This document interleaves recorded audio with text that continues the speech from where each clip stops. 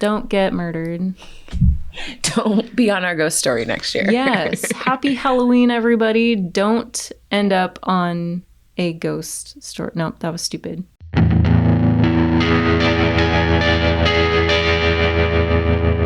Healthcare horrors. Murder.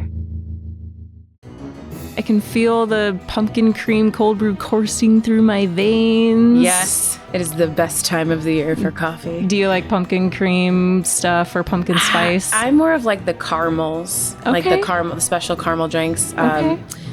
The oatmeal cream pie coffee that came out is definitely my favorite this year. Very sugary. I had to try it though. It was pretty tasty. I do like half syrups. Mm-hmm. So I get the flavor profile without the extra insulin needed yes. to continue my day. Sometimes it's too sweet. That's why I like the cold brew, like the flavored cold brews, because it's not too sweet. But today I tried something new and I got the pumpkin cream cold brew, but instead of vanilla syrup, I got their Starbucks, obviously. I got their apple brown sugar syrup. Oh, I've had with the pumpkin cold brew. Oh my gosh. Now I've had the apple brown sugar, yes. but now, okay. Mm-hmm. That sounds really good. October starts and it is Halloween. Happy Halloween every day. And I don't care. Yes. I count down for it. So.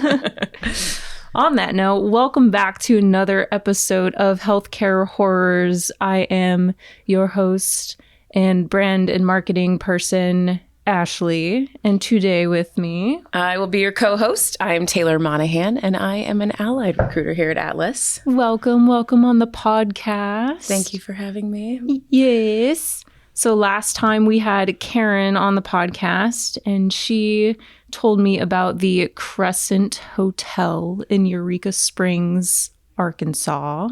I keep wanting to say Alabama. It's Arkansas. Arkansas. And previously, the Crescent Hotel was a cancer treatment center for a grim 22 months. Very dark, very rough past. That sounds like a brief time. Lots to talk about, though. I can imagine. Lots to talk about. I feel like there's a story in that in itself. I can't wait to hear that one. I haven't listened yet. Yes. And today we picked a place to talk about that neither of us have been to. Correct. The Old Tooele Hospital in Utah. Taylor, do you have any ghost stories you'd like to tell us before we dive into the history? Well, I don't know that I have like specific ghost stories. I am slightly infatuated with not just the ghost portion of it, but the history side of it and like what brings it to be the ghost story and how we get to that part of it. I have done a lot of things in the area. I've stayed at the Villisca Axe Murder House in Villisca, Iowa, probably more times than one person should. I think we're at 5 or 6 now. Oh my gosh, I've never been there. It's one of those things where my friends and I always talk about going and then we never actually plan it. I went... It's been a number of years. I won't date myself too much, but it was a little less expensive and a little less popular, I think, when I went. Okay. Easier to book in a shorter notice. Also, the first 2 times I went, now they have like an outbuilding that's heated and cooled and has a bathroom. And like, if I'm not mistaken, like a kitchenette type scenario. When first couple times I went, if you have to go to the bathroom, you have to like lock the house and drive to the gas station. Oh. Yeah. So they've really amped it up a little bit there. But some wonderful experiences. Okay. Lots of it's just an ominous place. And it's the story is just so sad because it's children. Yeah. But it's just a really cool, and they've done a nice job of keeping it or taking it back to original because someone did try to live in it. For a while. Oof. No one ever makes it there very long. Yeah. And then I also was lucky enough to live in Savannah, Georgia for a little under a year. But when you live in Savannah and you have a local driver's license in off season, all of the inns are dead and they will take any monetary donations. So they let you pretty much like rent a room for, you can stay the night or a few hours and like just kind of do your own, observation and ghost hunt, and people do it all the time, and it's a lot of fun. I stayed at I don't feel like we ever stayed anywhere, but we went to probably 10 or 15 places while I was there. And everywhere you turn, every rock, brick, tree has a ghost story attached to it. Oh Seriously, my gosh. So in the episode with Jessica, we talked about Fort Oglethorpe, and you said you have been there. I have. Before? I went there as well. Yeah. Did you have any experiences there? Nothing that like stands out. I mean, just the ominous feelings. There's just, I feel like in a lot of the places that I go that like there's just, you're not alone. And call me crazy, but I feel like there's just so much presence, whether they know that, you know, you're there or they're just doing their normal everyday routine and they don't realize that time has moved past them. But yeah, that was just a very ominous place. And I feel like a lot of the history in the South in general is just like sad and tumultuous. Yeah. So I feel like it's just kind of a sad, dark feeling. You definitely feel it in some of the places that you go to down there. It's that Civil War history. It's just, and some of the stories too are just crazy about my dad. Actually, I moved there with my family, and my dad actually ran a jewelry store. That was 3 jewelry stores, and in the one that was in downtown, like the old area, in the basement, there were like passageways underneath all of the buildings, and because it was a jewelry store, they clearly had closed off. You couldn't get from, you know, the adjoining hotel to the jewelry store underground, but the walls were still there, and there's literal bones in the brick. What? And they say like anytime they dig up a ground to build a building, that they find unmarked graves. Oh, wow. Yeah. It's just a lot of unknown. It's also one of the oldest ports in the country. So it's been around for a lot of years. Yes, absolutely. All right. Shall we get into the Old Tooele Hospital? After we looked at it, I thought it was kind of cool. I actually know somebody who's really been there multiple times. I love that. Let's go back in time. I'm going to talk like this now. It's so soothing. No, I'm We have not. the best job.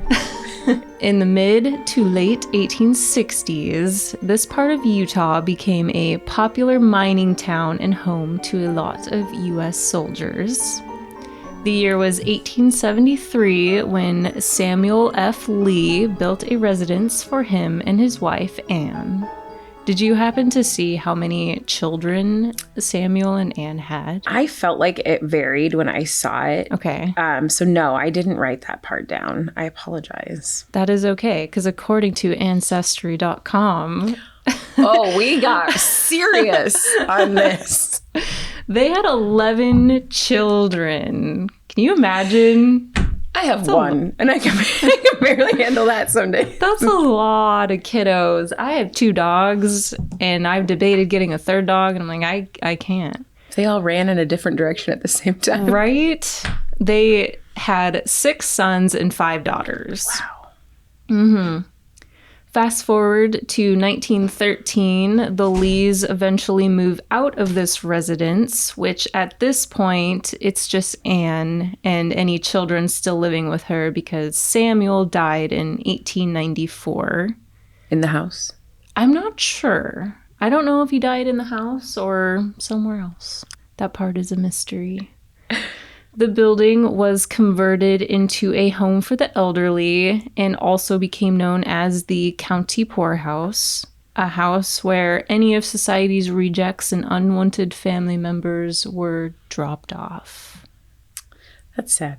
There was a lot of that back in the day. Yes, it sounds awful, but it was like super common, and they probably didn't even think twice about calling it a poorhouse. Yeah. Eventually, the building did get cleaned up and later became the first Tooele Hospital. Also, in 1909, the railroad was completed, which brought more people to the town, and the hospital just could not handle the growing population. Because you have to think, it was originally a residence. Like, how big is this place It couldn't realistically? possibly be. Yeah. Mm-hmm. So eventually, the old residence of Samuel F. Lee and the original hospital was torn down so that the new Old Tooele Hospital could be constructed. So this is something that I saw mixed things about. I saw or read that it was constructed in the same place where the first hospital or residence was built. But then I also read that it was actually constructed a few blocks away. So I'm not sure. I watched a few different documentaries that I found, and they're kind of just like people doing their own thing, but I saw both conflicting information as well. So I don't know what exactly happened either. If anyone is living in Tooele, Utah, let us know if the hospital was rebuilt in the same spot or if it was moved. I'd love to know that. Yes, I would too. I feel like that makes a difference on the intentional hauntings in the end too. Yeah, exactly. Who knows what happened in that first building before it was torn down, how the patients were treated, what the staff was like, how the elderly were treated. Did any of them die there? Did Samuel die there? What about the rest of his family? What happened to them? Also, in tandem with the history of the hospital, I will touch on World War II just a little bit. Just kind of a fun fact. The crew, maybe not a fun fact, but a fact. The crew who dropped the atomic bomb in Hiroshima during World War II trained in a mining town not too far from Tooele. Ooh. Yeah, there was actually a couple areas just around Tooele where there was a lot of chemical and biological warfare testing. And then in 1942, the Tooele Army Depot was built where eventually up to 2,000 people worked. And it was a storage and repair center during the Korean and Vietnam Wars.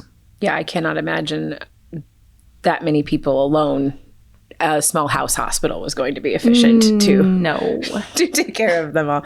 I also think like back then, what did they use for like anesthetic, for surgeries? Like not only were these people sick, they were probably in like agony. You probably didn't get any sort of anesthesia unless you were rich, I would imagine. Like whap you over the head. Yeah. Those lobotomies just knock you out.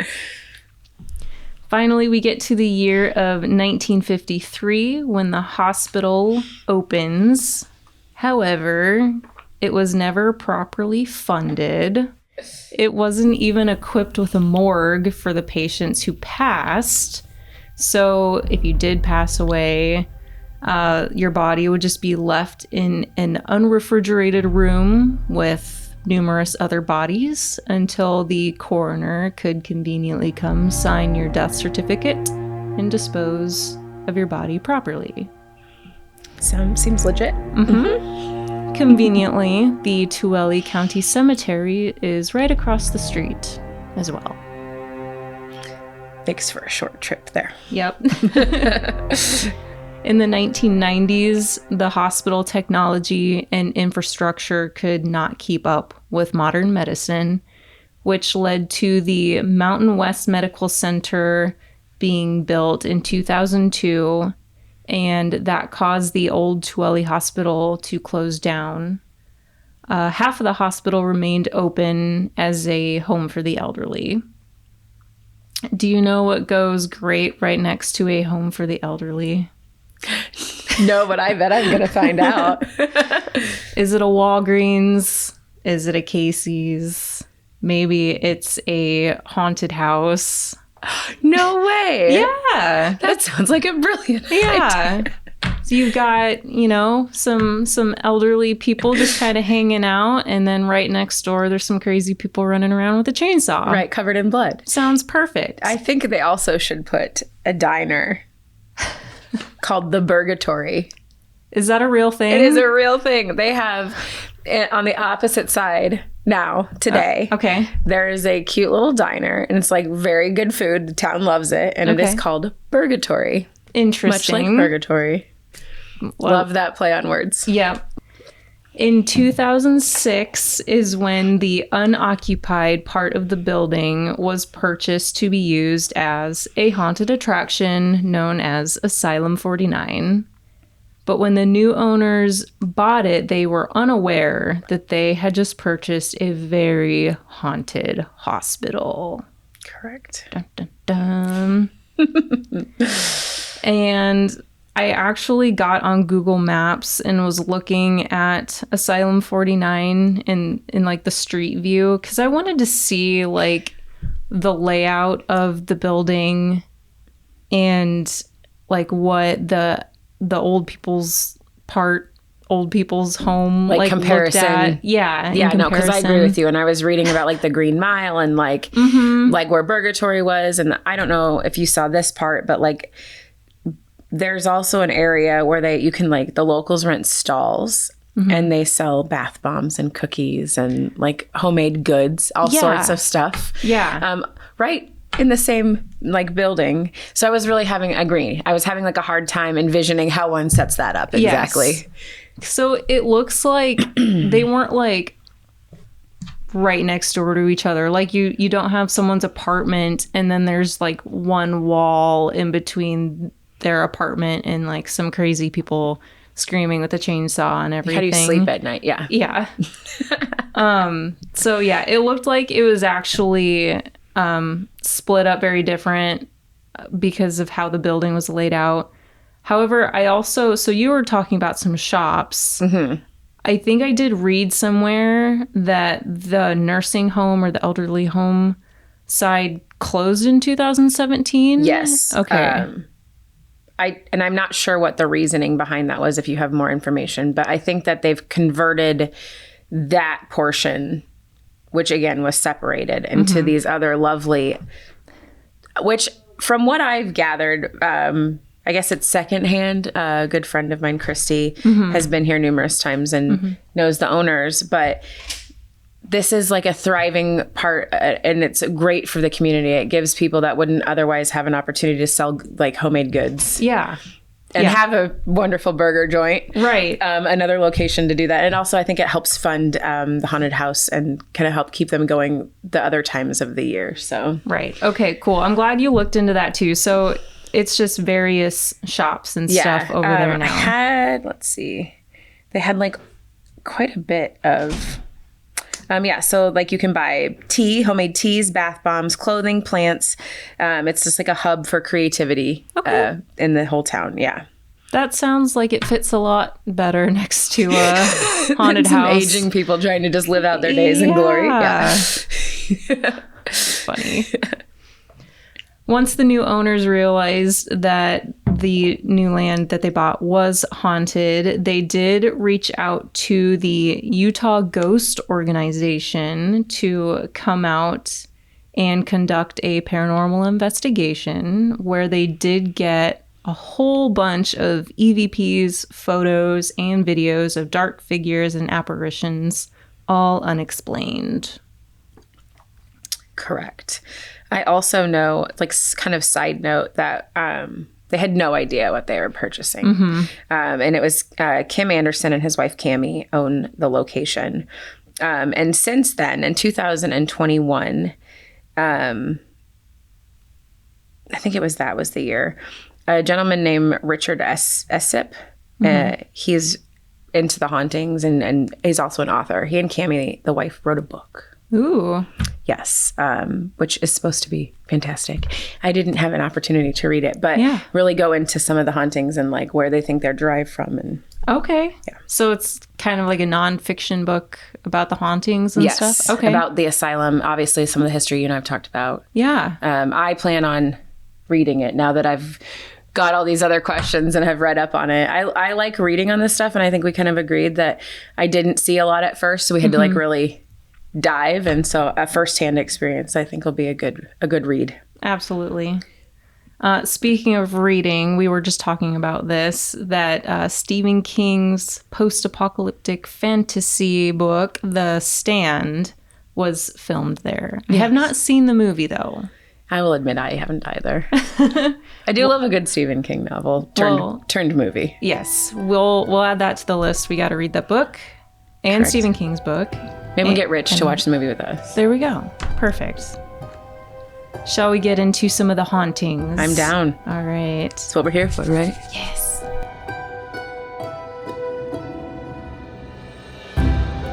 In the labor and delivery part of the hospital in the 1960s, it was reported that a 16-year-old girl passed away during childbirth.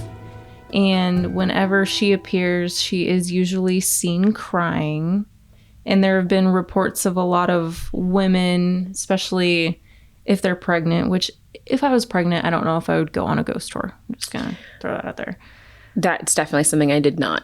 Yeah. And I intentionally, we didn't do anything. Yes. But if you were a woman, if you were pregnant, if you had recently had a baby, there was reports of a lot of emotional reactions from feeling the grief of this girl.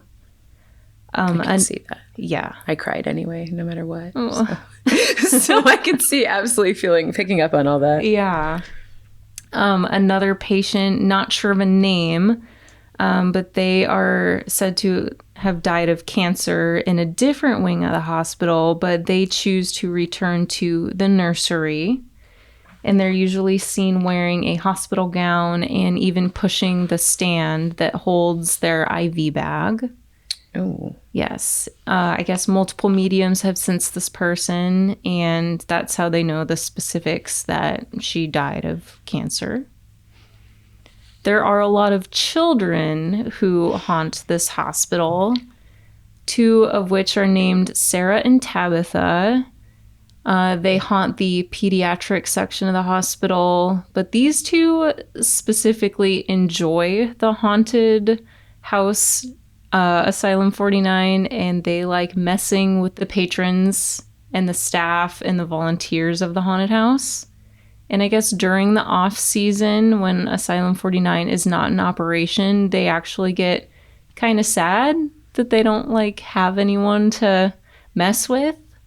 And some of the haunted house staff leaves them toys to play with and lets them know that they're at least thinking of them until the next season. Oh. Room 2 in the hospital is said to be haunted by an elderly woman who died in that room.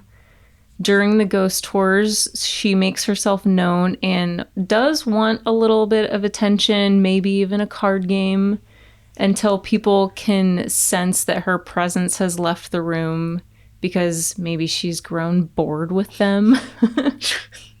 Like, dance. Okay. I'm done. Maybe her social battery's drained. She's like, all right. She retreats. Move along, please. Move along.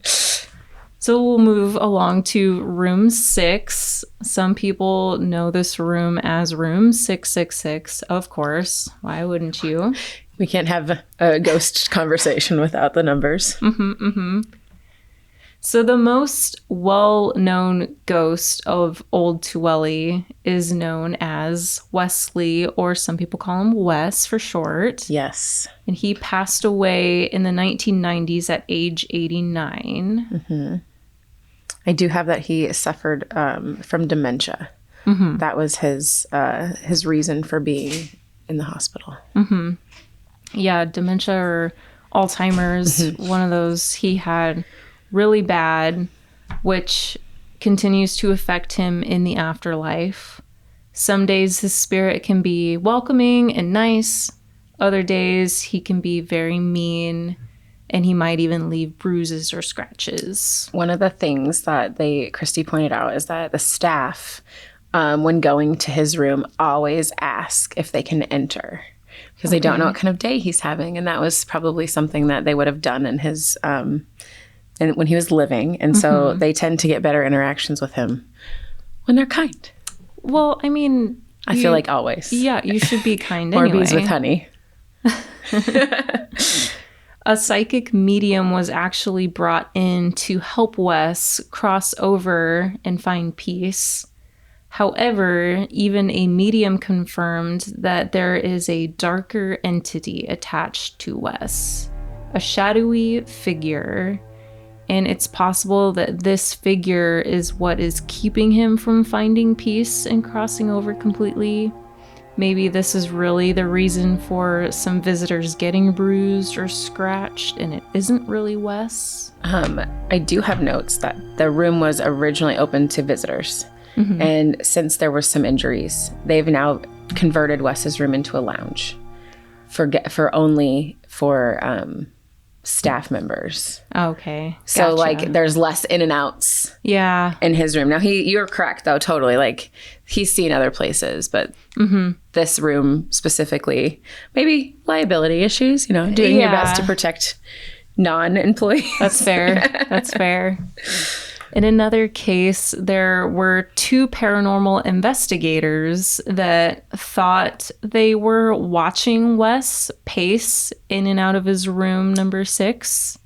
Like he usually just kind of hung out around his room and maybe in the hallway, and he'd go back in his room.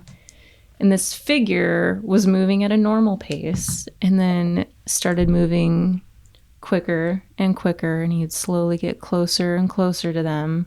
And he finally just disappeared and reappeared until it stopped and it looked at them until it dropped to all 4s and started crawling towards them. And then once this figure got to them, it stood up and hovered over them and then just disappeared again. That's when the investigators decide it was probably time to leave. So many things come to my mind. Like as somebody who goes and looks for ghosts, ultimately, like that's what you want. But I think I would have peed myself. Yeah.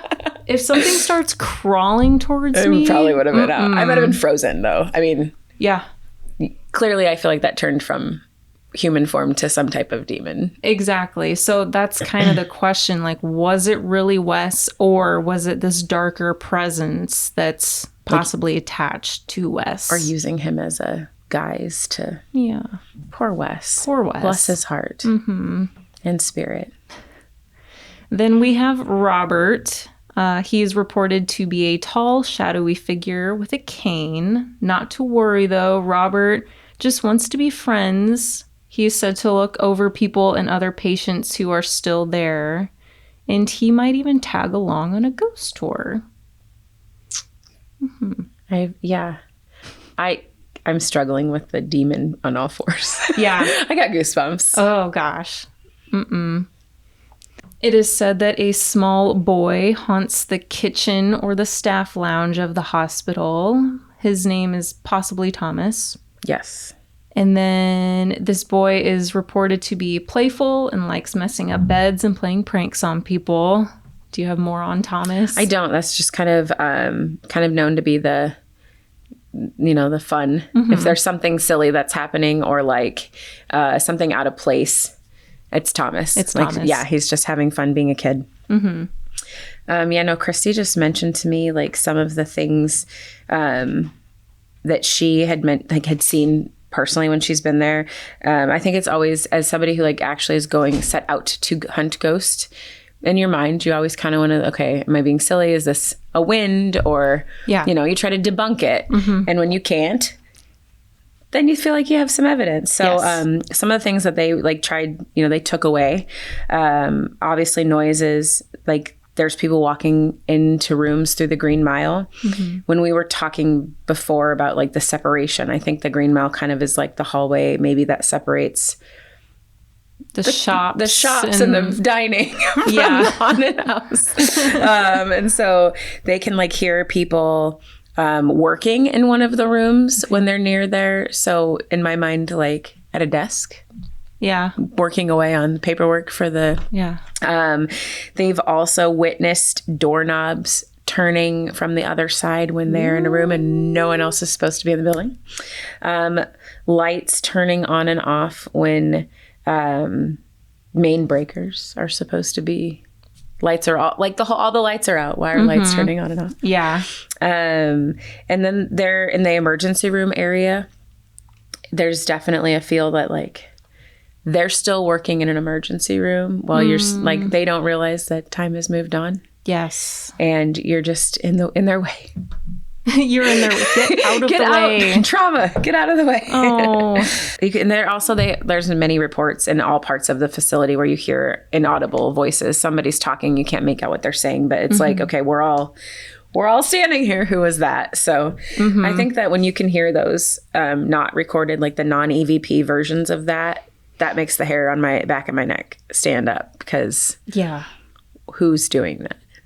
Yeah, voices, footsteps, apparitions of nurses even pushing patients in like a wheelchair, lots of shadowy figures. Yes.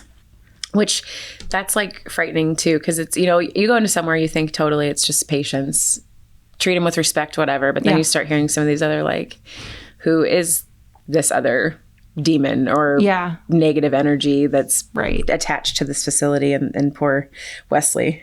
Mm-hmm. Yeah, back to the Green Mile. It is interesting. It's an interesting part of the hospital. So it's just a long hallway with rows of doors, which even in like a hotel or apartment building, that can be kind of eerie. Agreed. Red rum. That's all it makes me think of. And it has a greenish blue floor. So that's where the name, the Green Mile, came from. But also, I don't know if you read this, but this is also an area of the hospital where a lot of patients or spirits would wander near a portal. I did see something about that. Like, so for it being what it probably was used for, it's super active. Yes. Yeah. And we've talked about portals in some other episodes, and I just want to know, how do you know there's a portal there? Is there a sign? How do you know where it goes? But in this one in particular, there is a spirit of a nurse named Maria who protects the portal, and I guess she's known to guide spirits away from it. Maybe because whatever's on the other side is not necessarily somewhere they want to be. Yeah, it's like not the other side. Mm-hmm. Yeah. It's not a happy place. But that's right. Like, who tells you that it's a portal? Yeah. Or like, how do you even find out that it's there? Mm-hmm. I do believe, like, I think that in being interested in things like this, you definitely have to have just an open mind in general. Yes. To think of things that may or may not be. Mm-hmm. Yeah. Some other spirits that are just kind of darker that we don't really know maybe how they got there or why they're there. There's one known as the Guardian, and this spirit was maybe part of the hospital administration, but it is not super friendly. It's very large, like a 7-foot tall black figure who likes to bully visitors and just does not make you feel welcome. And then if we go back to Samuel F. Lee, it's said that his spirit is one of the spirits hanging around the hospital. So again, he died in 1894, but we just don't know if this hospital was rebuilt where his house was or if it's a few blocks away. Like, would his spirit really, if it's not the same location, would it still be there? Yeah. Mm-hmm. Like, what would make him move to the hospital? Yeah. Yeah. One of the websites that I was looking at, like if you just do a simple Google search of Old Tooele Hospital, this is one of the first websites, usghostadventures.com. So I was reading through that, and it said that the young boy spirit Thomas is said to be Samuel's son. I don't necessarily believe that because, again, if you go to ancestry.com, it lists all 11 of his children's names. And of all the names. Yep, they had all the names, and there's at least no record of a son named Thomas. So I think that's just a cute story that they have on their website. For sure. Like, also, again, back to the like separate location. How would Thomas have gotten into the new facility? Yeah, yeah. It's fun when people try to I relate. mean, he could be there because, like, even like at the Stanley Hotel, like people who don't die there choose to go there or have a reason. Yeah, who knows? I just have some stuff on the haunted house now. Yeah, like how they definitely. use it. So this is from your friend. My friend is named Christy. Yeah, okay. She's ghost hunter. She's been on some TV shows. Cool. yeah, definitely like living vicariously through her sometimes. Yeah. Following along on her Snapchat. But no, so she goes on Halloween to work at the Nice. Asylum 49 is what they call the haunted house. And she's become really good friends with the owner and his wife as well. So yeah, she gets to go and they doll her up as a zombie and they have all sorts of fun scare acting. And they say that the ghosts participate in October in the haunted house. And there's people that don't know if they've been scared by a human or a non-human during it. So there's also that take you into the hospital showers. Okay. And that's where they splatter you with blood from head to toe. Oh, dear. And I was like, that just seems so like bad, sad, bad. But it's a rite of passage. And actually one of the cool things about the Asylum 49 is it's all local kids that come in and participate. They do it for extra credit hours or whatever. It's all for like a good cause. They raise money to keep the building going and for to put back into the community. The family really wants to keep what is somewhat of a small town still rolling, which I feel like they're dying off every day, and it's cool to kind of see people put back into their community, and kids look forward to working there. It's like a rite of passage. Yeah. Working in a haunted house is also a great way to release some stress because you're screaming all night. So if you decide to visit during the Halloween season, you can visit Asylum 49 and go through their haunted attraction.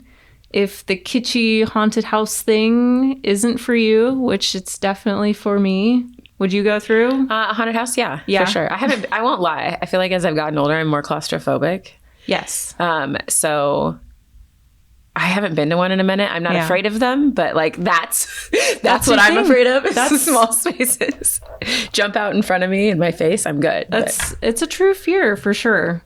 I'd rather go ghost hunting. Yeah, though. well, that that's would be exactly my preference. it. Yeah, if the haunted house thing isn't for you, they do also do historical ghost tours of the building. But just make sure to always look behind you because you never know if Robert might be tagging along. Hopefully. What about you guys? Do you have any Halloween traditions or any fun plans? Well, we have a family costume this year. Oh, I'm pretty excited about it. Speaking of ghost hunting, what is it? we're the Ghostbusters. Oh my gosh. Yeah. My husband, Michael, also works for Atlas. And somehow our 5-year-old daughter has convinced him to be Slimer. Okay, I was actually going to ask if she was going to be a Slimer. We 'cause that asked would her be cute. and she was like, no, I want Daddy to do it. And so That's awesome. there'll be photos to come. Oh my goodness. Yes. Cute. And she and I are traditional Ghostbuster. Oh. I like to find warm clothes because it's Nebraska. It could be 90 or it could be snowing outside. We don't ever know. I feel like Yeah. you never know what you're going to get here. Good for you for Plan thinking ahead. ahead. I don't know. And I always hated that. So I'm trying to help think ahead. Awesome. Thank you, everyone who has been listening this October. I hope you enjoyed these episodes and maybe learned something. I know I definitely did. I did too. It's fun to step away from your desk for a minute and do something fun. Yes. Involve other people. So Absolutely. Taylor, thank you so much for doing this. This was thank fun. you for having me, Miss Ashley. Cute shirt, by the way. Yes. Happy Halloween from October 1st, literally. Actually, if I'm being September. honest, we start dressing on September 1st for Halloween because too much stuff to wear in 31 days. Happy Halloween.